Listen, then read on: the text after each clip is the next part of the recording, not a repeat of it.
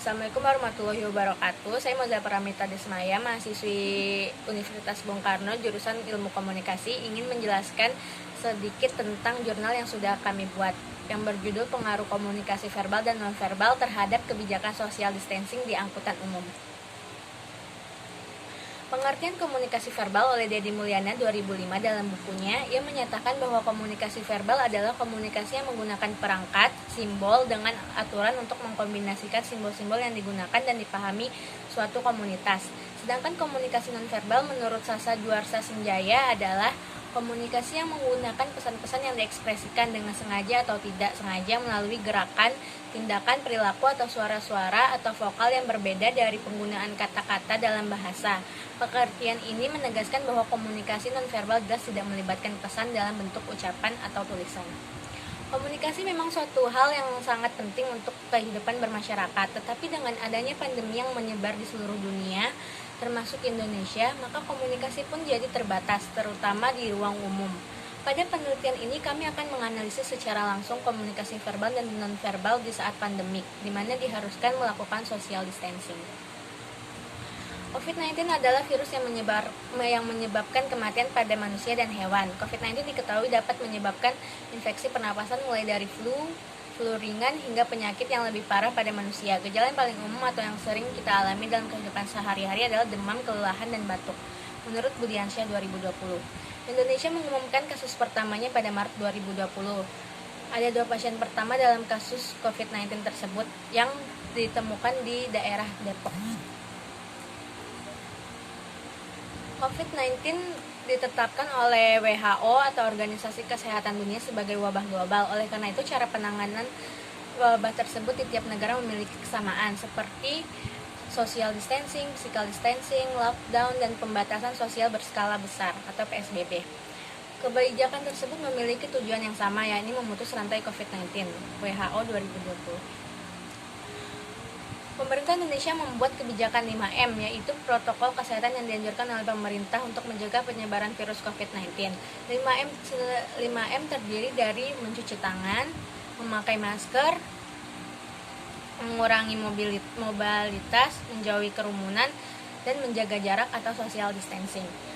Social distancing adalah kebijakan yang ditetapkan oleh pemerintah guna meminimalisir penyebaran kasus COVID-19 di Indonesia. Pemerintah menganjurkan masyarakat untuk tetap menjaga jarak minimal 1 meter dari orang lain.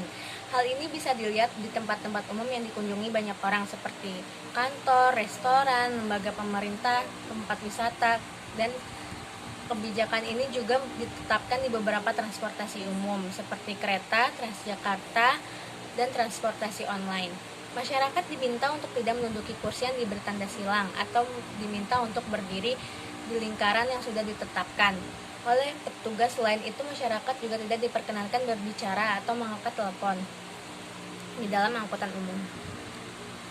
Hal ini dinilai cukup menyulitkan para pengguna transportasi umum karena bila ada panggilan darurat yang mengharuskan penggunaan transportasi umum untuk mengangkat telepon menjadi terhambat. Tetapi masyarakat bisa menggunakan komunikasi verbal dengan cara chat melalui smartphone untuk memberitahukan mereka sedang berada di angkutan umum sehingga tidak dapat melakukan panggilan. Sedangkan pengganti mengobrol di dalam angkutan umum bisa diganti menggunakan komunikasi nonverbal dengan cara berkomunikasi melalui gerakan tangan atau anggota tubuh lainnya, seperti menunjukkan telunjuk ke arah papan informasi halte kepada teman ketika kita akan turun di stasiun tersebut. Sedangkan transportasi online disediakan kaca pembatas antara driver dan penumpang untuk menjaga jarak. Pembatas ini juga dapat meminimalisir kontak langsung ketika sedang berbicara, sehingga lebih aman bila penumpang mengobrol dengan drivernya. Tapi alangkah lebih baik untuk tidak bicara apabila tidak ada pembicaraan yang berarti.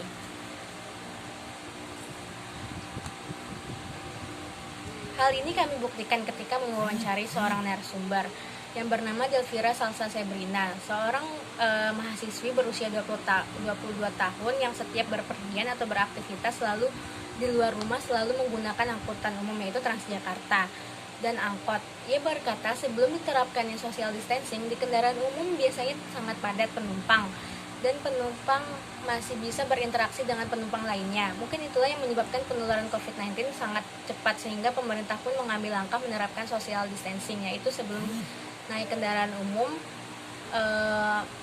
wajib memakai masker, mengecek suhu, menjaga jarak, tidak berinteraksi dengan penumpang lain. Yang lebih penting adalah memiliki aplikasi Peduli Lindungi. Langkah-langkah ini pun berhasil diterapkan di angkutan umum, terlebih di daerah khusus ibu kota Jakarta, yaitu biasanya para penumpang yang tidak mematuhi protokol kesehatan dapat dikenakan sanksi yang tidak diperbolehkan untuk naik kendaraan umum, dan hal itu ternyata berpengaruh. Penumpang pun sekarang lebih mementingkan diri mereka sendiri. Itulah mengapa keadaan di angkutan umum menjadi sedikit berbeda dengan sebelum diterapkannya social distancing, dan di mana para petugas pun lebih mementingkan perjalanan yang lebih nyaman dan aman bagi para penumpang. Sekian yang bisa saya sampaikan, kurang lebihnya mohon maaf. Terima kasih.